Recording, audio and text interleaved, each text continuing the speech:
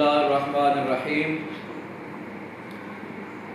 1443 हिजरी जारी है और आइंदा महीना जो इस्लामी महीना शुरू हो रहा है वो रबीउन नूर शरीफ, रबीउल अव्वल शरीफ, नबी करीम सल्लल्लाहु ताला अलैहि वालिहि वबारक वसल्लम आपके मिलाद पाक का महीना है।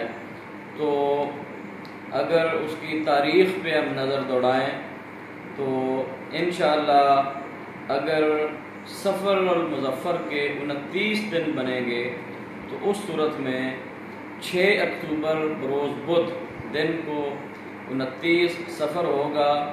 और अगर 29 सफ़र पे चाँद नज़र आता है तो इस सूरत में 6 अक्टूबर बरोज़ बुध शाम को यकम रबीउल अव्वल शरीफ होगा।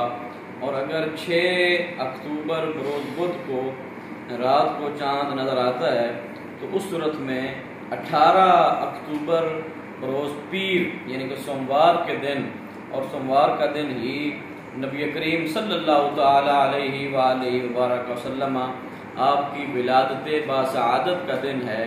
तो इस हवाला से अगर सफ़र के 29 दिन बनते हैं तो उस सूरत में 18 अक्टूबर रोज़ पीर इंशाअल्लाह 12 रबीउल अव्वल शरीफ ईद मिलादुन नबी सल्लल्लाहु ताला अलैहि वालिहि वबारक वसल्लम का दिन बनता है। और 12 रबीउल अव्वल शरीफ को इंशाअल्लाह जो जुलूस भी मुख्तलिफ़ मकामात पे निकाले जाते हैं तो वो बरोज़ पीर 18 अक्टूबर को होंगे। लेकिन अगर 6 अक्टूबर को चाँद नज़र नहीं आता तो फिर ज़ाहिर है कि 7 अक्टूबर को यकीनी तौर पे जुमरात वाले दिन शाम को चाँद नज़र आएगा और बरोज़ जुमा जो है वो यकम रबीउल अव्वल शरीफ होगा। तो उस सूरत में जो 12 रबीउल अव्वल शरीफ है वो 19 अक्टूबर बरोज़ मंगल इंशाअल्लाह 12 रबीउल अव्वल शरीफ होगा।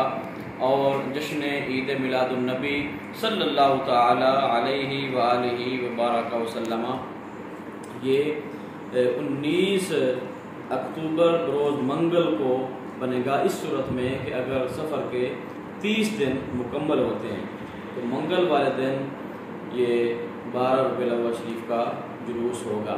बहरहाल ये डिपेंड करता है कि चाँद जो है रबीउल अव्वल शरीफ का वो 29 पे नज़र आता है या 30 पे नज़र आता है। 29 पे चाँद नज़र आए तो उस सूरत में 18 अक्टूबर बरोज़ पीर इंशाअल्लाह जश्न ईद मिलादुन नबी सल्लल्लाहु ताला अलैहि वालिहि वबारक वसल्लम होगा। और अगर 30 पे चाँद नज़र आता है तो 19 अक्टूबर बरोज़ मंगल इंशाअल्लाह 12 रबीउल अव्वल शरीफ होगा।